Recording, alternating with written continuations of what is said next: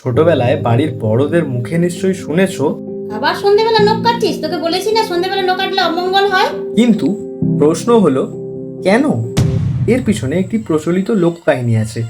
আগেকার দিনে বাড়িতে আলোর পরিমাণ সন্ধ্যের পর খুবই কম থাকতো, কারণ বিদ্যুতের আলো সেই সময় ছিলই না।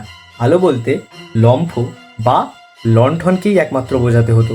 তাই এই অল্প আলোতে নখ কাটলে নখ ছড়িয়ে যেতে পারত, অথবা আঙুল কাটার সম্ভাবনা ছিল অতিরিক্ত।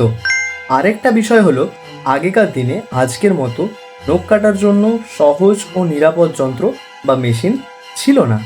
তাই এক সাধারণ সাবধানতা ধীরে ধীরে পরিণত হয় পারিবারিক নিয়ম এবং লোকাচারে। সন্ধ্যাবেলায় নখ কাটলে যে কোনো অমঙ্গল হবে, এটার কোনো বৈজ্ঞানিক ভিত্তি নেই, বরং এর পিছনে লুকিয়ে আছে পারিবারিক নিয়ম এবং সাধারণ কিছু ন্যূনতম পরিষ্কার পরিচ্ছন্নতার অভ্যাস এবং সাবধানতা। ছোটবেলা থেকে মেনে আসা প্রত্যেকটা নিয়মের মধ্যেই রয়েছে কিছু না কিছু বৈজ্ঞানিক ভিত্তি।